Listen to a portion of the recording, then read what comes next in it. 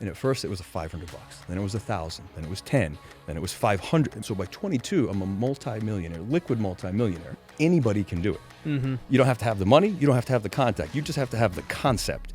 All right. This episode of The Wealthy Way, I have got a guy who's done over $1.2 billion in mergers and acquisitions just last year, I think. Sure. This guy has a lot of other things going on, a pure hustler at heart with CEO, shadow consulting, and a whole bunch of other things. He's telling me about all this other stuff that I can't even say on camera, but man, I got Derik Fay in the house. What's up, man? Hey, good to meet you finally. Yeah, dude. Pleasure. So, bro, I just asked you before the show, but I'll just let you say it live. Like, what do you do? And by the way, isn't it funny? That's like the hardest question for me to answer. I was like, So at heart, I'm a hustler and entrepreneur, right? But more kind of into the weeds. I own one of the larger VC firms in the U.S. I've owned that for about 20 years, 100% sole equity owner. And what's it called? 3F Management. 3F Management. 3F Cool. Management. And we're non-traditional in the sense that typical VC firms only invest in startups or active companies, where we do dirt to exit as well, meaning we build. So you'll start a company. We started many companies. Wow. And so over the years, we've built and exited over 30 companies, various sizes, 7, 8, 9, not quite 10 figures on any one deal yet, but really meaningful companies. And we also invest in startups. We invest in promising young entrepreneurs, promising companies. We're all over the map. We've owned or own assets in just about every niche you can in the business world. Because I'm a cash flow guy. I'm a person guy. I don't really care what your business is. I care more about the person operating it and the potential that I see. Right. Yeah. So what's your current buy box look like today? Like, what are you looking for? Great question. And one of the reasons I'm doing these podcasts, right? Because I recognize something, and I think Hermosi said it the best, attention is the new currency. Mm-hmm. And so we've always had a really great deal flow. But once we started doing this, and me kind of out from behind the shadows, we've seen a really interesting deal flow that I don't think we would have otherwise. But to answer the question, I have no specific ask on companies, as I said. I don't care. I've owned plumbing companies. I've owned fintech companies. I've owned QSRs. So again, it comes to the operator, the concept, and the potential. And everyone really can't get their mind around it. Well, I don't understand. How could you? And here's the thing. I don't consider myself an expert at a ton of stuff, but I'm lethal at a lot of things. So I'm really good at coming into a company, identifying what's needed, what's missing, and really escalating that growth trajectory and exiting in a really exciting trajectory, exit value in a time period of 1 to 3 years versus the traditional 5, 7 to 10. So we're getting into M&A for the first time ever this year. Mm-hmm. I've started every company I own from scratch. Now we're building funds to start buying companies. Obviously, I'm going to be starting to, I'm always starting companies, but I see that. I've bootstrapped them all. So I've never raised capital. I'm going to allow people to invest with me for the first time in some of these deals. So I'm very curious to see, I guess I'm going to turn this into my own consulting call from you. Yeah, let's do it. So I'm curious, what are the big things you see as problems and things that people need to, I guess, work on? Because you talked about being able to go walk into a business, say, hey, these are the issues, let's fix them so we can exit in 1 to 3 years. What are typical issues? Let's start at the top, right? I think typically the first hurdle or first tackle is the founder or the CEO in place. A lot of times these companies will reach out specifically for assistance and or help. And then when you sit down for the first meeting and ask, what is the issue? There's no issue.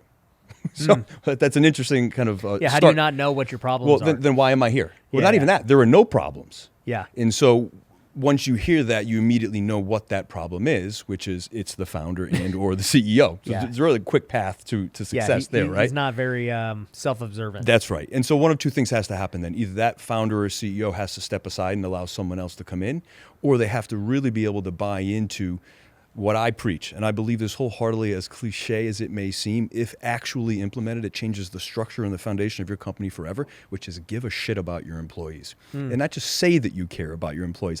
Be able to have someone go to your employees and ask, what do you think of your founder and CEO? Does he actually care? You may think, I may think that we do, but when you get the generic feedback from your people and you find out that they don't, I've done that. And then you go back to that founder and you present that information. And if they're resistant to it, again, you know what the problem is. If they're accepting to it, like, oh my God, I had no idea that's what it was. How can I fix it? Yeah. So for me, as a CEO, as a founder, same as you, I take wholehearted responsibility for all of my success and all of my failures and shortcomings. And so for me, that's where you have to start, because everything trickles down. Right, right.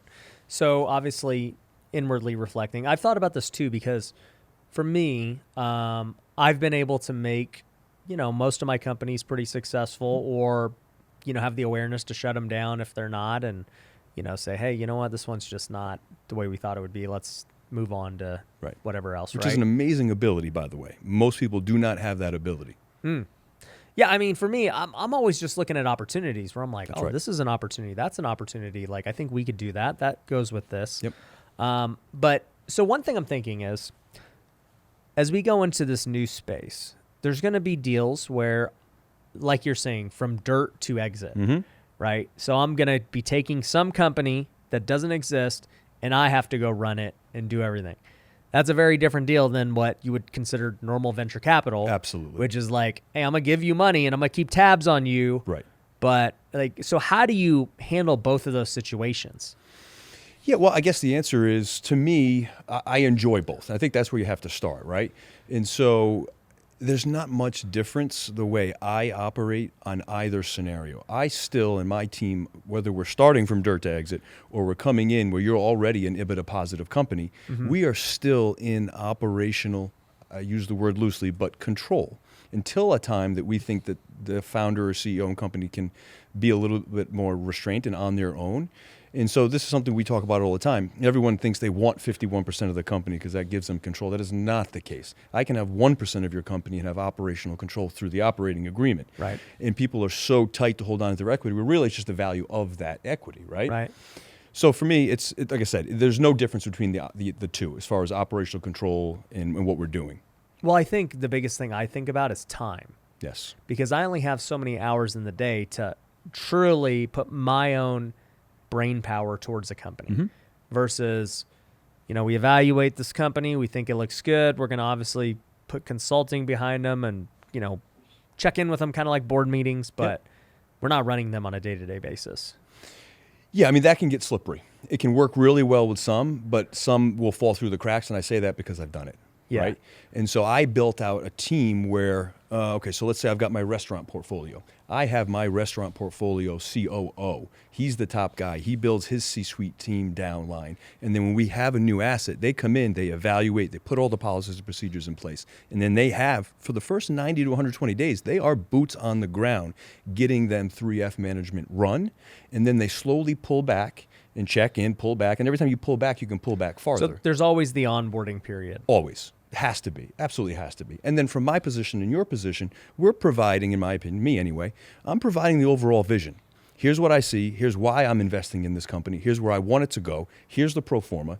Check back in monthly. I probably meet with individual assets quarterly, personally, just to let them know that I'm still here and I give a shit, right? But again, I train my people. They are a reflection of me. And that's not something I take that very seriously. So what are the niches? You said you have restaurant. What else? Restaurant, fintech, fitness, e-com, a little bit of everything, honestly. And not to say I have all of them now, but over the past 20 years, we've been in and around almost every one, except for casinos, the only one. And now I'm coming here twice a month. I'm trying to find a space there too. What do you think is your favorite industry and why? Man, my love, I have to say this, was fitness. Fitness. Yeah, you're a fitness guy. So I played baseball, not at your level, but I played baseball my whole life. What position? Third base. Nice. Yep. You look like a third baseman. There you go. Yeah, stocky. That's it, man. Power. Yeah, not afraid of the ball. Yep. Go with instincts over thought most of the time. Yep. I actually built, out of spite, we'll get back to why I say out of spite, one of the largest independently owned fitness companies in the state of Florida, and What was it sold called? that in 2019, Around the Clock Fitness. Around the Clock Fitness. Yeah, Around the Clock Fitness. So it's just like a chain of No, it's gyms? my brand, Dirt to Exit again. And so it was actually very large. So let's say a little larger than LA Fitness. So 40 to 70,000 square foot facilities, very high end, country club feel, towel service, whole deal. And so, It sounds like Lifetime out here. yes, not as big, but similar concept. Yeah. Started that back in 2004 out of spite. So quick story. I was a fledgling venture capitalist on a great run. Hadn't lost money, which, by the way, is very rare in VC world. You have losses. Well, aren't you gonna? I thought in VC world you're gonna like be 1 out of 20. Yeah, everyone says that. And I think a traditional VC firm where you're just writing checks, Yeah. absolutely. I am not that guy. I am involved. And so that hedges it down a little bit better. And my expectations are through the roof. But so anyway, I took my first loss in the VC world, $1.8 million. And it was an organic grocery store with a small fitness center. Okay. So I tried to get the money back. They just took the money. And spent about 6 months in court. It wasn't going to happen. So I went back and said, listen, I'm going to relieve $400,000 of the debt. I'm going to write off the other. And I took, I don't know, maybe $100,000 worth of fitness equipment in this small membership base and built the first around-the-clock fitness across the street purely out of spite. Didn't want to own a fitness center. The thing blew up, had one for 5 years, 12,000 members, built 5 more over the next 2 years, and exited about $52.2 million to one of the largest fitness companies in the world. And what year did you exit? 2019. Okay, so you Yeah. ran that for 15 years. So yeah. No, 2006, so 13 years. 13 years. 13 years. It's the only asset I've held that long. And I had such a sense of pride. I was young when I did that. I mean, Yeah. I was 24 when I started. Okay. Yeah. And then, funny story, so I sold it to Town Sports International, Boston Sports Club, New York Sports Club, all that. So COVID hit 3 months after I sold. 3 months. Did they want you to buy it back? Actually, they went bankrupt. So I took back the assets at a zero cost, restabilized, and sold them again 6 months ago. Lower exit, of course, Right. but 100% margin. Yeah. So was it like a seller finance deal on the first deal, and then All cash transaction. 100%. so how'd you take them back? So when they went bankrupt, they went to the landlords and said, listen, we need 6 months no rent to figure stuff out. And the landlord said, fuck off. We're not doing it. So then when I found that out and they closed all of the clubs, a lot of my employees were still there. It wasn't that much longer. So they reached out to me, went back to the landlords and said, listen, you know me. I can operate. I can pay. They said, let's go. And they gave me back the keys. I had to rebrand, of course. Okay. So I closed. They stayed closed for about 3 months, rebrand, new paint, new sign, all the deal. And then opened up, stabilized, and sold. So it's called stabilized and so. Oh no, you. No, yeah. I stabilized the business. What was the new name? Nonstop Fitness. Very close. So people are like, "Is this the same?" And you're like, "It might be." Well, they knew it. They knew me, right? Yeah. Yeah, for sure. That's funny. What made you get into the VC world? I mean, you said you started this when you're 24. Like, how do you even do that? Yeah. So let's go back to my upbringing because it's important in the whole story. So I was born in Rhode Island. Single mom, Section 8 housing, welfare, poverty. My biggest concern in life as a 6-year-old kid was if we were going to eat. Right. And what that does, I don't say that because I'm not a victim. I wear that as a badge of honor. It changes your mindset in the day-to-day life, how you look at things. So I'm thinking about how do I find an angle to find a way to get food for my family or make money? So I started really, really early. And so by the age of, say, 14 or 15, I called myself an intermediary venture capitalist, which is not a thing. Well, also, I don't know of any 15-year-olds back then that wanted to be a venture capitalist. Or even knew what it was. Yeah, like that. Even knew that's what it not was. even gotten popular until tech. That's correct. That's Yeah. correct. So what I would do, and at 15, I did do a deal, and that's what really put the light bulb on. So I'm working out at a small gym, hole in the wall gym. I remember the guy's name, Donnie Smith, comes and says, hey, we're closing down the gym. To me, worst thing in the world. That's kind of what I did. I've always worked out.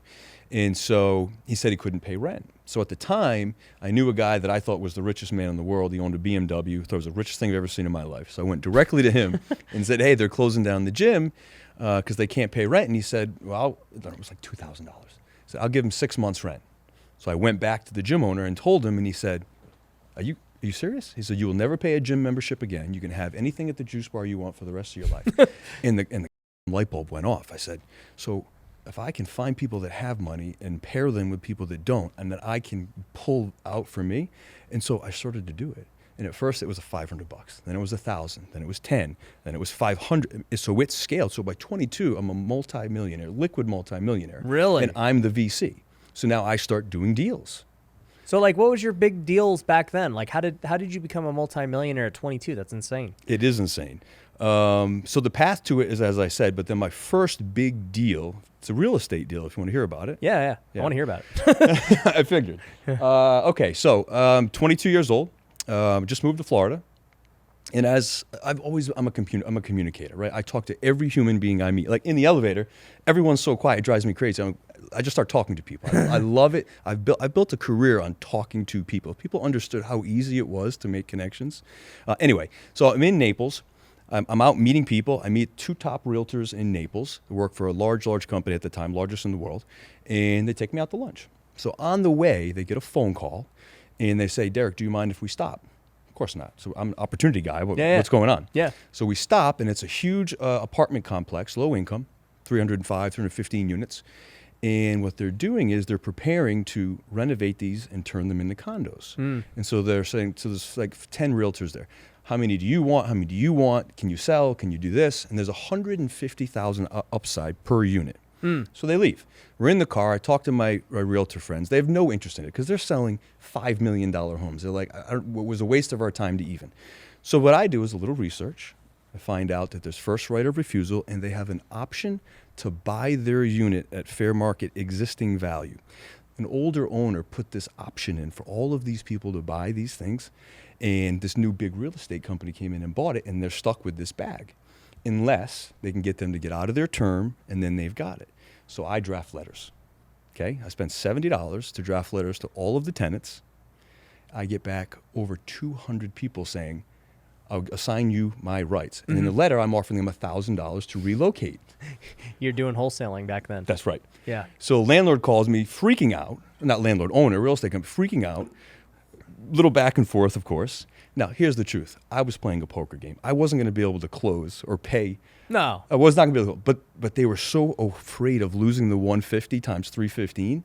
They asked me what I wanted, and I asked for 20 grand per, and I made $5 million off of $70 in a courier service. No shit. What year was this? 2002. That's crazy. Isn't that crazy? Yeah. And so that opened my eyes to wholesaling wait. and arbitraging real estate. How did you find that deal?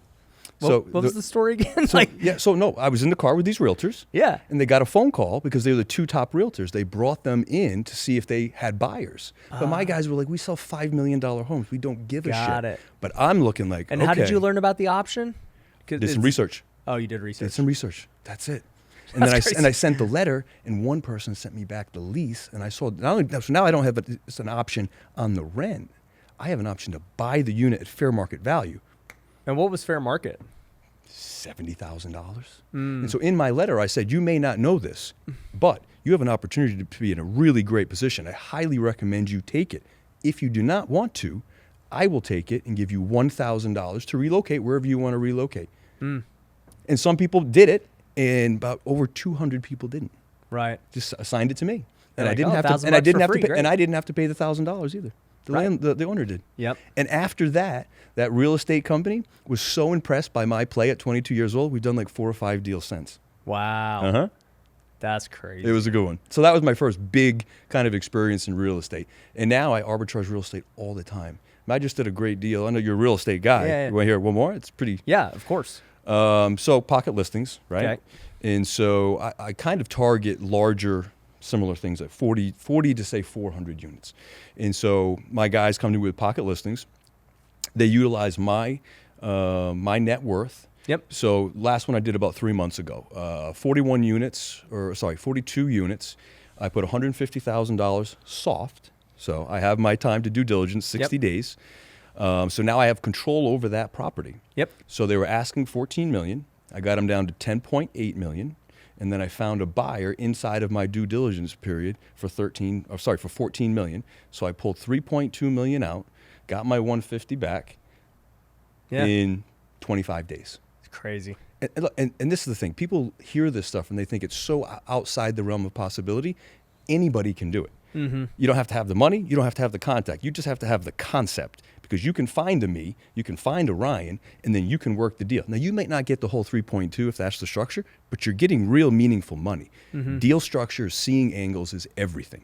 Everything. So what do you like better? Buying real estate and doing, all the things you can do with real estate, or buying businesses?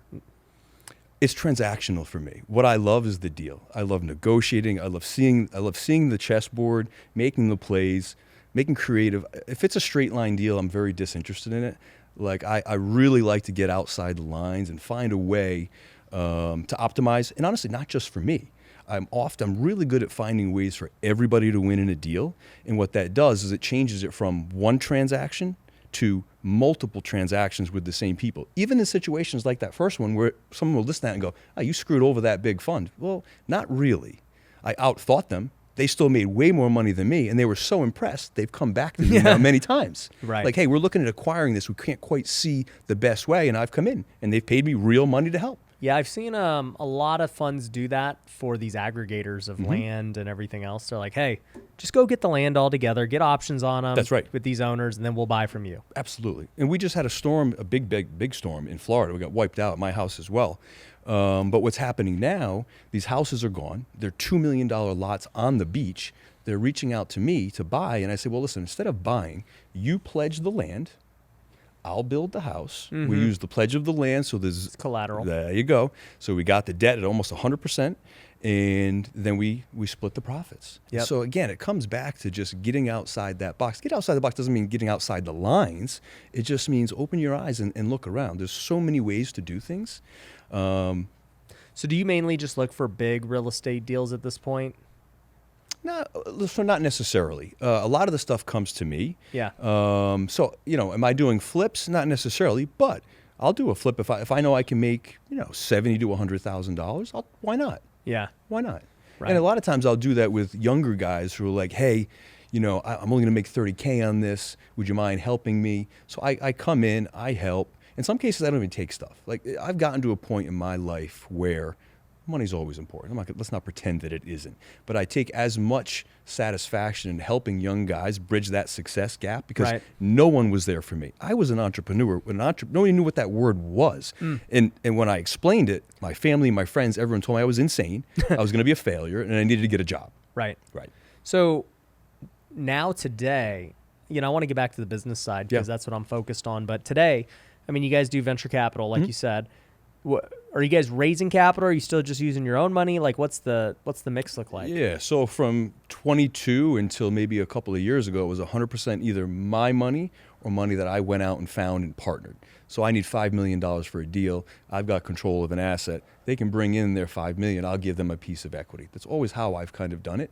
I'm considering opening up a fund where people can invest in almost like tokenizing businesses, which I haven't seen done like they do with real estate. Right. Where you can buy a percentage of the business that we own. Yep. And I think that's a really interesting concept that we're pursuing right now. Yeah. So with these typical deal structures, let's just say this guy's going to put $5 million with you. What's a typical structure look like between you and him? It's case specific, right? Yeah. So let's break it down. Let's say I own a company, I've acquired it, and I think it's worth $10 million. He's bringing in $5 million. No, he's just bringing in money. And I say just because it is just because the operating of it is far more difficult than putting in the money. Yeah. And so for say $5 million and a $10 million asset, you probably get somewhere in the neighborhood of 20 to 25%. Okay. But the ROI in that is still unbelievable. Yeah, and you're the one operating and that's right. doing everything. That's right. And for them, that's almost better than their traditional VC deal that they would find. Because they've got a demonstrated operator. And I have funds now, which is something we could talk about offline, 3 or 4 of them, where they fund any project that I do 100%. So for example, let's say we have a franchise, we want to open up 30 locations. And it costs $3 million nuts to bolt. Buy the land, build the building, put up the sign, put everything inside. Here are the keys, guys. Operate. And let's say that's $100 million. They will give me $100 million so long as I'm the operator. I get 20% of the building and the land when they sell it, and I retain 100% of the business forever. And so what are they getting out of the deal? They are these guys are just real estate developers, and so all they want is a strong operator with a history of success, because that drives up their value of the building. And so they put in $3 million for a building. 18 months later, they sell for 4.5 or 5 million. They give me 20% of the upside. They're thrilled. Let's do it 30 more times. Yeah.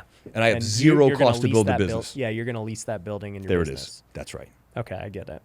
So, that's one thing I've been thinking about a lot with all these deals we're going to do because, on one hand, right, with traditional real estate funds, it's the opposite. It's usually 70-30, 80-20 in favor of the investor.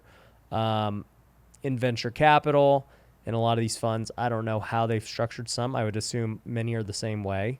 But when I'm the one actually being the operator of a business, I'm definitely not doing that. Like Agreed. it's way too much work. It is a ton of work. Yes, Yeah. let's not understate that. Yeah. Yeah. Yeah. A real estate fund's a little different story when, you're buying an asset and, you got property management and, it's not the craziest thing like running a business. But there is value in identifying a property that's meaningful and actually will perform. Oh, 1,000%. Yes, Right. and there's Finding value a in deal. that. 1,000%. Yeah. I was just thinking like my big dilemma was, okay, with traditional syndication, if people are expecting to own 70%, that's just not going to happen. It is not. I wouldn't play in that pond. Yeah. But then even with like venture capital in general, right? I guess when you're talking about founders and, they go pitch themselves on Shark Tank or whatever, right? It's like, yeah, they're only giving up a small piece of their business and trying to get liquidity to go grow it and whatever. Right. I mean, Shark Tank's not really a fair representation about how that really would go. Right. I love the show. Yeah. I love all the players. But I'm not sure what happens offline at the end of the day, right?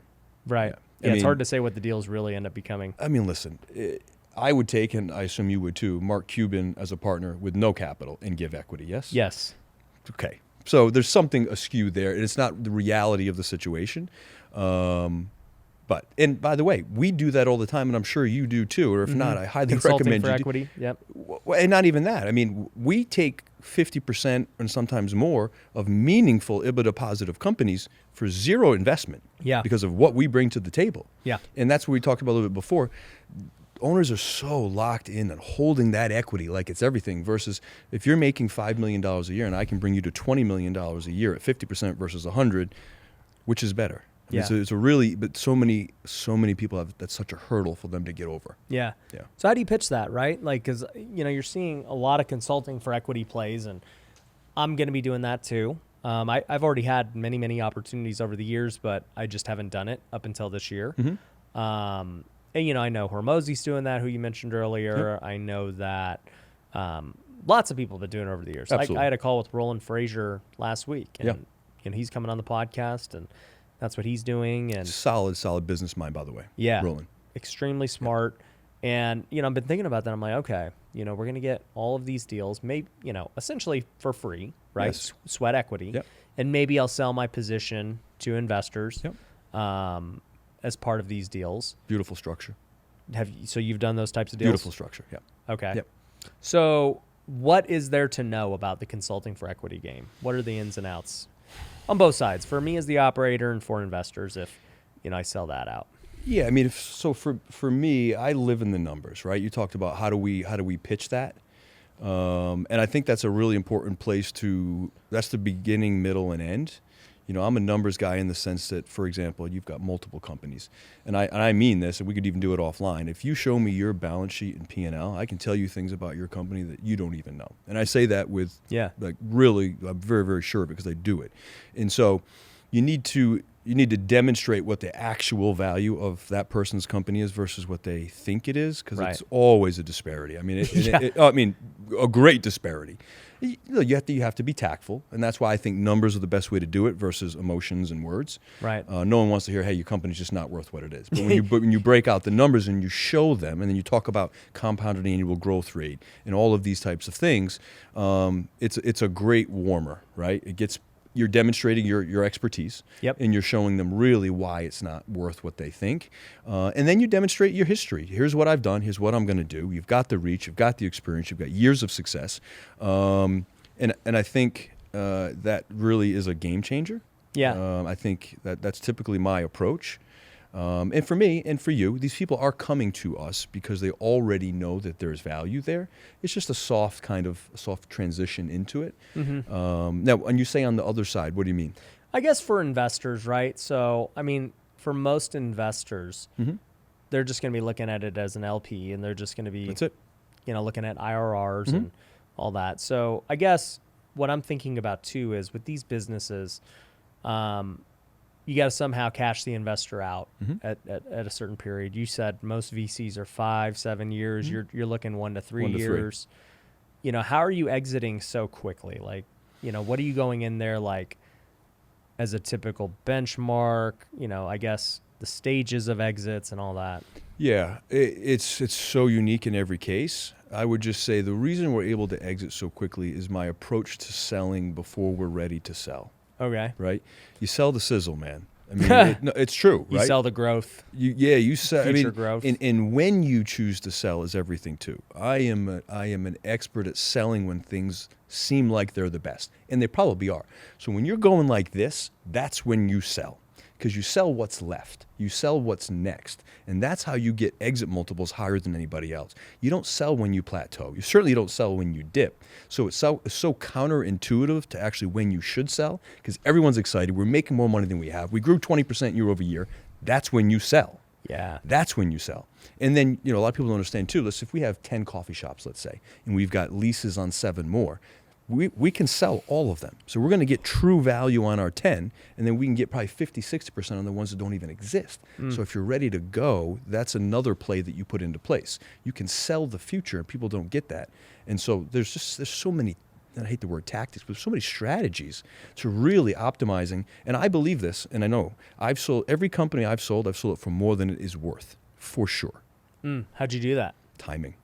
Just selling the future. Selling the future. Which is not, it is a reality so far as, right? So far as this happens. And now it's not my responsibility. I've teed it up for you, and you are going to pay for that tee up. But if you execute or don't execute, that is on you. Right. Right. That makes sense. So you're getting paid for something that hasn't happened yet, but All indicators. everybody thinks it's going to happen. That's right. That's exactly right. Yeah, and Brad and I were just talking about this recently with Lightspeed. I mean, he's talking about bringing on sales guys. Not to say he's ready to sell or not ready to sell, but we had this conversation where he's got great trajectory, compounded annual growth rate every year for the past 20 years has seen a nice uptick, and now he's bringing on sales guy. Pause. If he were going to sell, he could literally project out the new value that these 15 sales guys would bring because he's never had them before. And he could sell Lightspeed for the EBITDA that he has and for probably 30 to 50% of the projections of these new sales guys without even having to test whether it works. He's saying, when you say sales guys, you're not talking about hiring like an M&A firm. You're talking like legit just sales guys. That's to correct. Go pitch the company. That's 100% right. Okay. And so that's an example of what you can do when you're ready to sell. Yeah. Just show them the new plan in place. And Yeah, you sell the sizzle and you have to leave meat on the bone. Now, you can sell a company if you don't, but if you want to optimize that sale, those are some really good tactics. And when I'm ready to sell a company, I pick my buyers. My buyers don't pick me. And that's important, right? Every once in a while, someone will come in and write you a check, but it doesn't happen that way very often. I pick the buyers, and then I start pitching them 6 months, sometimes a year before I'm ready to sell. Hey, here's the information on my company. Here's my OM. Here's my quality of earnings. And they come back with an LI, and I say, well, no, I'm not ready to sell yet. I just wanted to let you know that in time I will be. And the power of that, especially with these guys that have to spend money, yeah. you get a second offer. So how are you seeing the market right now? I've heard that it's pretty rough. Isn't it everywhere? Yeah. Right? Listen, it's rougher than it was a couple of years ago, that's for sure. But a couple of years ago wasn't reality. Right. And I don't think today's reality either, right? You've got ups and downs. You think there's an overcorrection? Of course. Yeah. I mean, so I sold about 85% of my holdings in 3F Management about a year ago. Why? Not because I knew this was coming or that was coming. I don't have a crystal ball. What I did know, money was cheap. Everybody was acting like they were rich. And so that was the time to sell. And I also knew whenever everyone's acting like they're rich, eventually, whether it's 1 year or 3 years, everyone's going to be feeling like they're poor. And so when that happens, I've got a stockpile of cash to buy assets at the bottom. It's all cyclical, right? It's just a circle round and round. Right, right. So, I mean, what's next? I mean, you guys said you did 1.2 billion last year? In mergers. So that's just from companies you acquired. No, actually, I smile because I'm actually proud of this. So not that at all. So what I do is I recognize, as you would, in any industry, there's a conglomerate. Whether it's Apple, that's the biggest of the big. But in any even subsection, there's a big guy. Let's break it down super simple. Joe's Plumbing. He owns the world in say, Naples, Florida. Right. But there's also 3 or 4 other plumbing companies that are doing maybe 1/5 of what Joe's Plumbing is doing, right? But they're really good at one thing. So what I do is I identify a conglomerate. I get the 4 to 6 subcategories who are not nearly and cannot compete with that conglomerate, I merge them together. I trade best practices. And now what I've done is I've put together a company under an umbrella that can shared resources, shared buying power. Yeah. We have scale. And now one of two things happens. We either take market share from the conglomerate, or more often that conglomerate goes, you know what, I'm just going to acquire you. And so that's what we've done, $1.2 billion in the past fiscal year. So is the 1.2 billion in revenue from all those companies? Like, what is the 1.2 billion? Yeah, 1.2 billion is actually combined value of all the companies brought together. That's right. So, and I've seen a lot of companies do this, and I actually thought about doing it with my tax company because, we're growing. We've been in business 3 years. This year, we've basically doubled or tripled every year, and that should continue this year at least. Sure. And I started to think like, okay, maybe one day we'll sell this, maybe whatever. And it's like, if we're going to sell it, why don't we just go and merge with all these other guys and go get a big multiple? That's right. And you can buy them, or you can just bring them in under your umbrella. Right. And just generically, the value of what you own goes up by a tick or two. Yep. Because you get a higher multiple with all the revenue. That's right. So it's angles. It's strategy. WealthCon is coming to Hollywood. If you've ever been to any of my events, you know they're life-changing. We get the best speakers, we have the best venues, we have the best parties, after parties, and networking that you could imagine. I've met so many people who ended up becoming business partners of mine at my events. I've made great relationships, and the people who have attended have done the same. And so I want to see you at my next one in Hollywood, California, April 4th to the 6th. It's going to be absolutely incredible. We've got speakers like Chris Crone, Lewis House. We got Row Built from Bigger Pockets. The list goes on and on. We have a huge lineup of speakers, and I want you to be there. So if you want to attend the event and learn more, go to wealthcon.org. Once again, you can go to wealthcon.org and go learn more about the event and register today.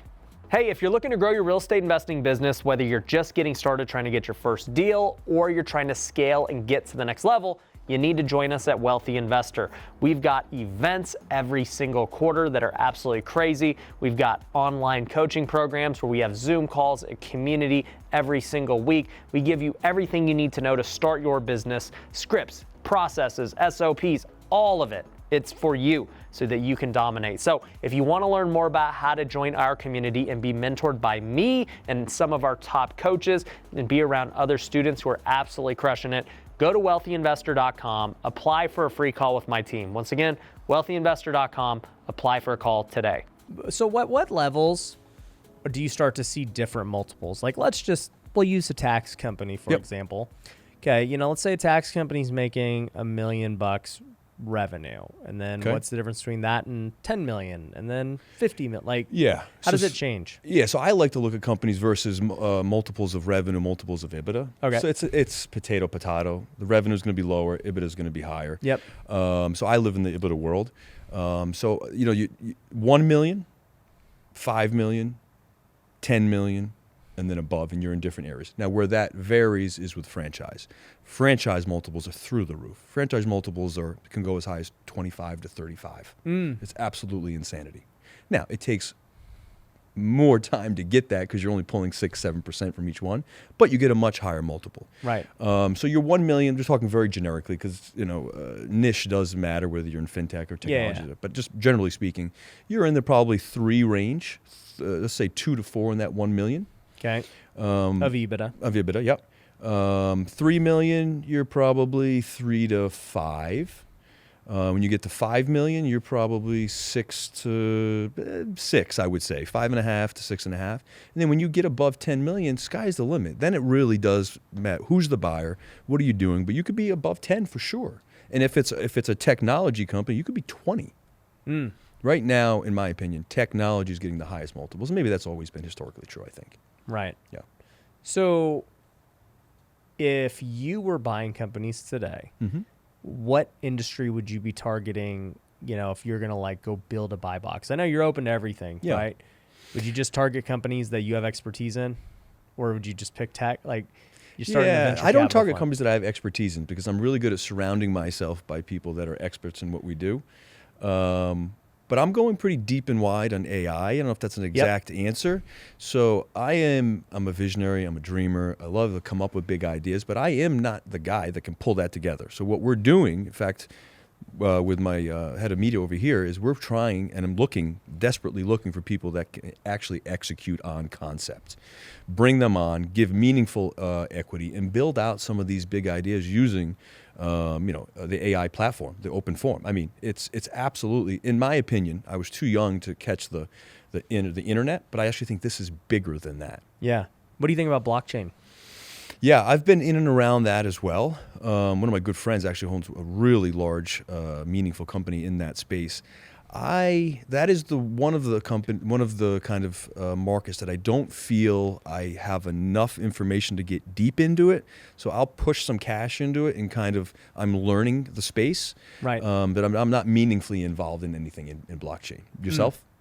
Yeah, I have my NFT project. Oh, I know Tykes. about the NFT. That's right. Yep. And so, one of the things with Tykes is, we're starting a fund within it where people are going to be able to invest in businesses with me, which is why I'm asking these questions. Yeah. So if anyone's part of Tykes, you can get an idea of how we're thinking about things. But so basically the way I see my business investing is two ways. So one is, if we're going to operate, it needs to be in our core competencies of real estate or education. Those are the two things we're really good at. So I'm cool buying an appraisal company, an inspection company, tech platform for real estate, like whatever, right? And then with education, anything to do with education. We can digitize it. We can help with the marketing, the sales, all that, right? So those I'm down to operate. But then we have all these other companies that are being brought to us with blockchain, AI, tech. Everything. Right. And I'm like, look, I have an idea of what to do, Right. but I don't have full resources to devote to this.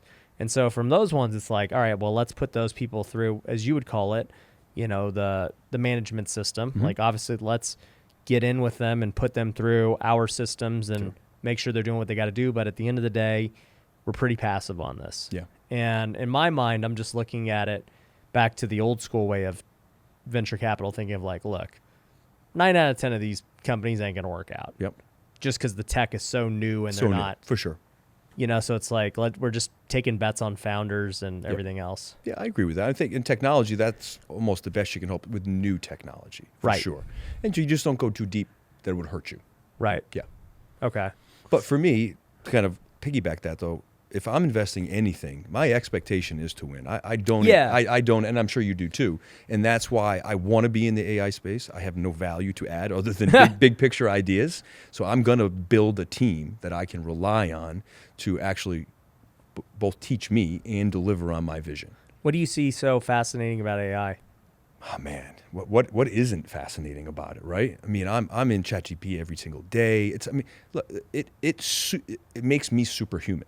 It makes everybody superhuman. No matter what level you're at, you are now 10 times, 100 times better. And your output is also 10 times or 100 times.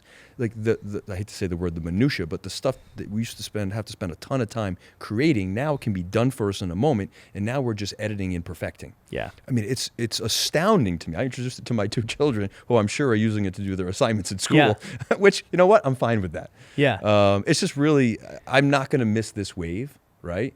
And it's amazing to me how big it is, how many people are blissfully unaware that it exists, or worse, how it can be utilized. Because once you get into it, it's mind-blowing to me. Yeah. Absolutely mind-blowing. Yeah, I've been using ChatGPT too, and just like, we're using it for a lot of copywriting and edits and everything, but, I've tried their photo generators and all that.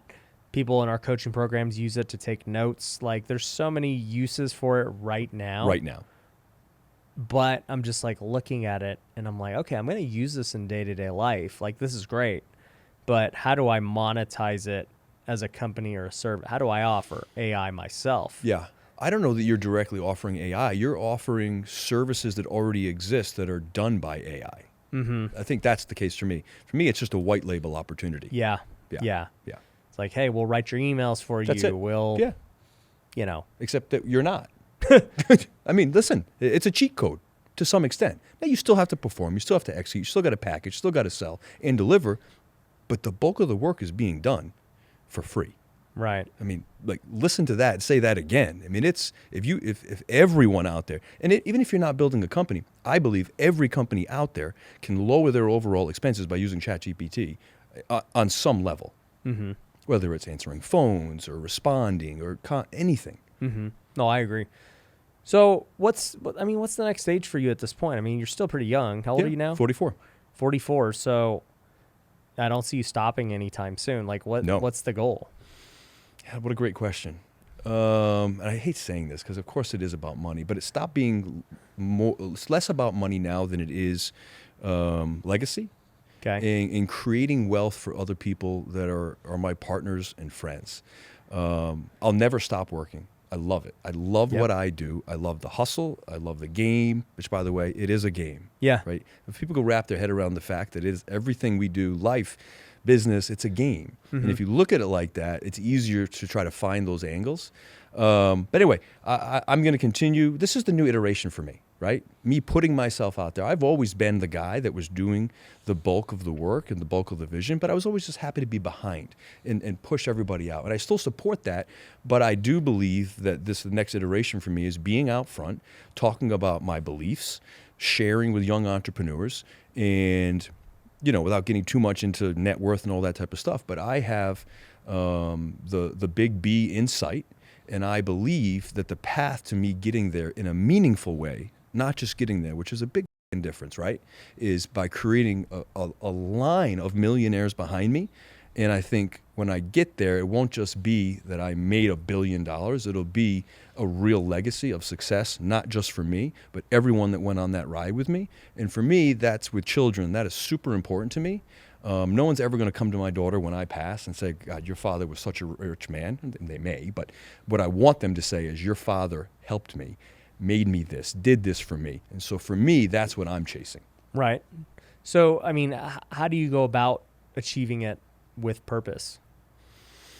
I think the answer to that is by including everyone that you can on that path with you, right? Okay. And listen, Structuring deals to give them upside. absolutely. Listen, and I'm not gonna lie here. When I was younger, that was not my MO.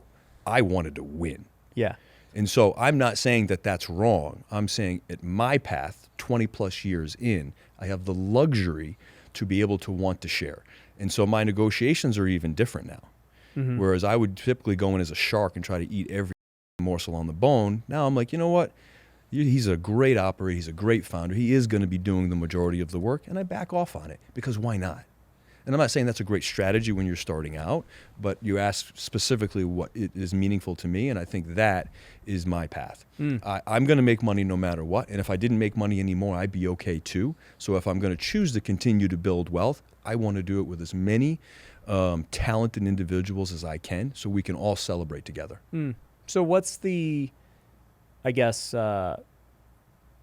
criteria for bringing these people on to you? Like, how are you finding the right kind of people? This is always the hard part. That's everything. That's the biggest challenge. Yeah. How's your recruiting coming in? Like, how are you doing that? So because I've been doing it for a while, before I started this whole social media endeavor, I just had really healthy deal flow because I've had really good relationships. So before social media, I was seeing maybe 20 to 25 meaningful deals a week come across my desk. Now, maybe you choose one that you actually close on, but I've been lucky in that sense. I haven't really had to work very hard now for deals, but in the past, I was just out there shaking hands, kissing babies, introducing myself, talking to everybody, sharing. I was am the ultimate salesperson of 3F Management and Derik Fay. Because, and you know this, no matter what I'm doing, I'm not selling my companies. I'm selling me, my abilities, and my team. Yeah. 100%. Yeah. So I guess for me, like I'm going to be out there selling, to get deal flow. I guess the thing I struggle with is like capacity, right? And so we already are constantly hiring for existing companies. And then, having full control of existing companies from start to finish with the branding, everything else, like it makes it much more simple. I had actually end some partnerships because we didn't have that luxury. And I'm just like, dude, this is not worth my time and headache. Right. Like, how many deals do you end up just walking away from or, I guess not reneging, but just canceling it after? Because you're just like, dude, this is not working out. Yeah, actually, I've given back many companies. Yeah. Because, look, when you first meet, a lot of them tell you anything you want to hear. I'm 100% in. I'm completely flexible. We're going to do all these things. And, you get your operating agreement. I don't have to give back that company. Yeah. But sometimes, like you said, it's just more hassle than it's worth. And it just happened to me recently with a utility company where the CEO and he was a good guy. He just couldn't let go. He's had the company for 35 years. He couldn't let go of the old days. And it was a constant struggle. And he's always arguing with change. And I finally just said, listen, give me back my principal. Now, the company's probably worth 40% more than when I came in. Mm-hmm. But this is how he pays his bills, takes care of his family. He's owned the company for 30 years. So I took back my initial investment, gave him his company back. So to your point, sometimes you just got to walk away. Yeah. It's just not worth the struggle. Right. Yeah. But I guess the hard part for me then is, okay, you pick your winners and everything, then you're wanting to scale. And like I have my C-suite whose job is to, oversee everything. Everything. Right. But then we have each individual company has their own COO and Right. everything else. So the C-suite itself already is going to get maxed out For sure. from doing that. So I'm like, all right, well, I got to go hire basically a bunch of top level COOs. You do. In each category, like I talked about, you have to. Yeah. Now, when the portfolio gets that large. Right. Right. And so for me, let's take QSR. Once I got to, say, 5 different assets, no, of those 5, some I had 3 locations, some had 10. But once I got to that 5 number, it's when I had to bring in a direct CO over the restaurant portion. Right. Below the C-suite team. Because otherwise you just burn your people out. Mm-hmm. It's just not manageable. But our bandwidth should be somewhat unlimited if we build the downline correctly. Correct. Yes. Yeah. As long as you're not having to be the one to meet and Which is execute these. impossible.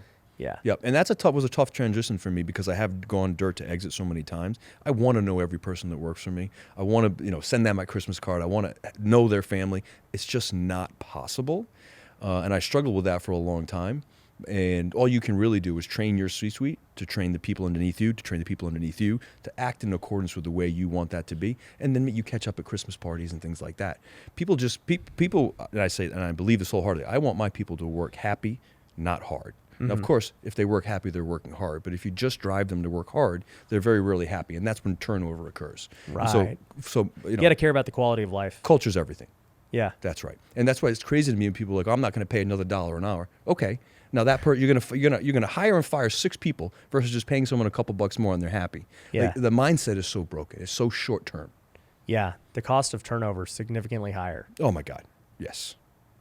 Yeah, it's crazy. And it stresses out everyone up and down. Right. So how big is your company right now? Like as far as the management company? So we run pretty lean because all of our companies come with human capital. Right. Right. So our C-suite team's only about 6 people and myself. But Right. then we also have heads of each category. And that's the great thing. And you nailed it. When we're acquiring companies, we're acquiring 60 employees. Now, maybe some of those employees aren't perfect where they are, but maybe they're perfect in a different asset. And maybe the COO is not really clicking in QSR, but guess what? They have a background in fintech. And so there's a really good ability to move people and shift people when every time we acquire, we're picking up a lot of really talented people that just may not, or either underutilized or just not in the right spot, or they're stagnant. Mm-hmm. And so if you teach your people to really get to know your people, it's not just because, of course, we want them to feel respected and valued, but also get to know them because you might find out that, my God, this guy's working at a QSR. He's got a master's degree in engineering. Like, get him over to the other company. Right. Right. That makes sense. So what's most of your day spent doing then? Nowadays? Yeah. Yeah. Nowadays, a lot of this. Yeah. Marketing. Yeah, no. So I am very much, and I say this with pride, I am the big picture guy, right?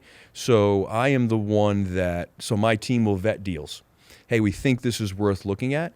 And of course, they just give me the numbers. And then if the numbers make sense to me and I see where I think that can go, I look at the concept, meet the owner, and then I provide, here's the weaknesses that I see, here are the strengths that I see, this is where I want us to be in 3 years. I put together just a baseline pro forma of the expectations.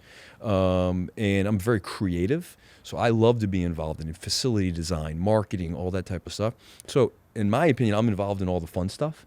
I was an exceptional operator, but I did it because I had to, not because I loved it.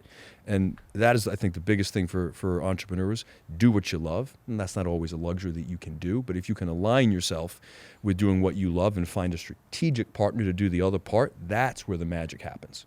So yeah, you're working on that sounds very much like me. I mean, I spend a lot of time on social media, which is marketing, and then I 100%. focus on the branding of the company and all the copy and the funnels and Well, all because that it's other your stuff. name. What Yeah. goes out there is you Right. and me. Well, and it's also like the thing that needs to be set properly for everything else to work. That's It's right. like the first catalyst. That's right. So in the business versus on the business is a huge thing. And I think successful entrepreneurs like yourself, like myself, and so many others figure that out. And it's a hard transition at first, at least it was for me, when I'm building these companies from the ground up. I want to do everything.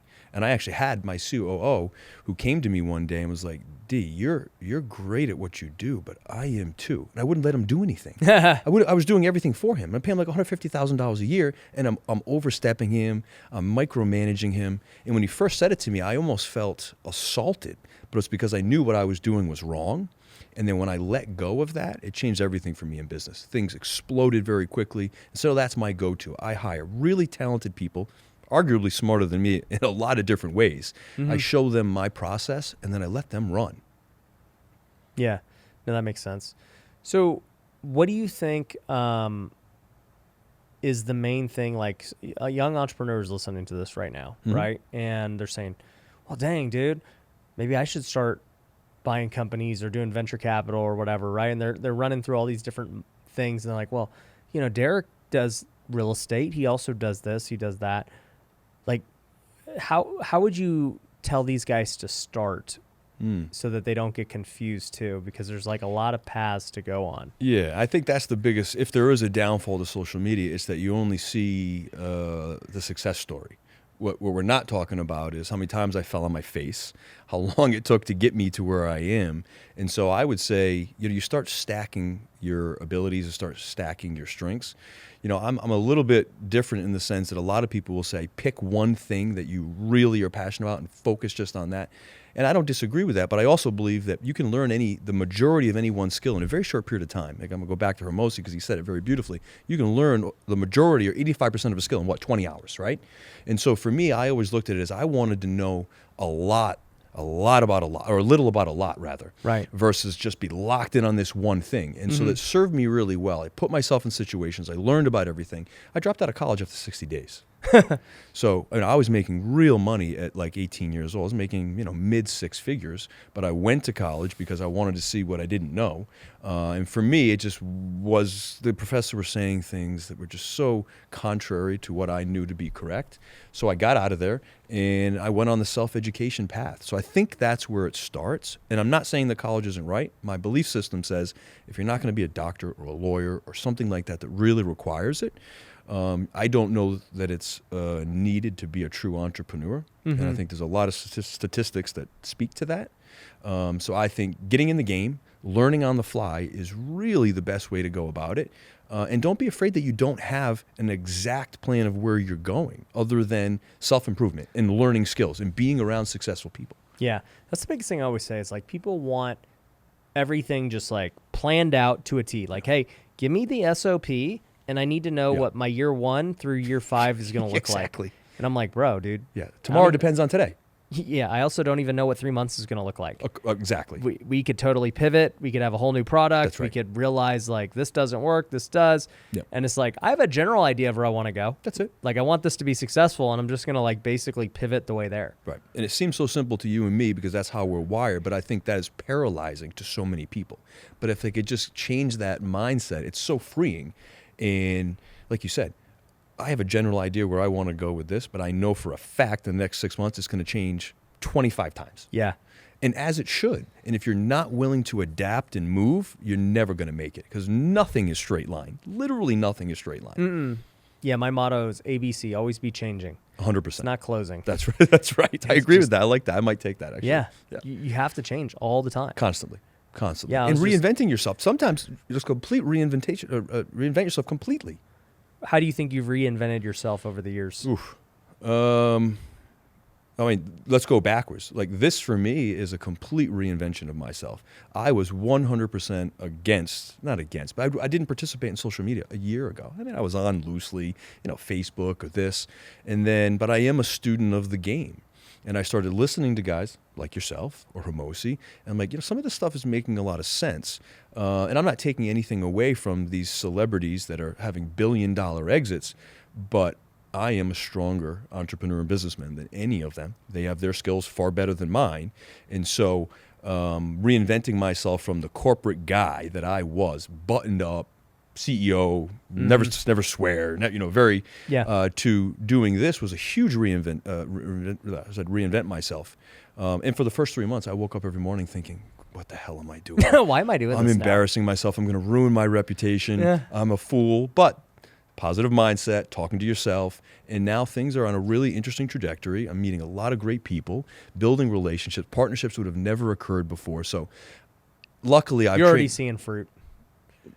Orchids Yeah. of fruit. Yes, for sure. Yeah. And again, I love meeting people, but I think if people could understand, I think it's important to hear how stressed out I was about it, how much concerned I was. That doesn't go away. It's the ability to compartmentalize it and know that the decision you made is right. And it's gonna be hard at times, but pushing through that is the only way to get to the good stuff, right? Right.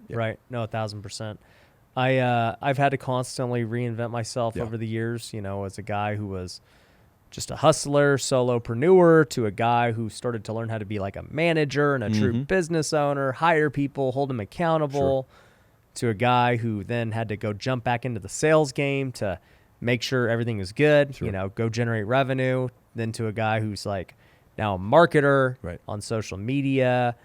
And, I don't know what the next 5 years looks like. To the point of like, I believe in this social media thing and it's great, but maybe 5 years from now, I won't be doing it anymore. Like, I don't know. You never know. Right? Like there's lots of paths that can happen. But I just think that so many people they like already want to know the end game. That's right.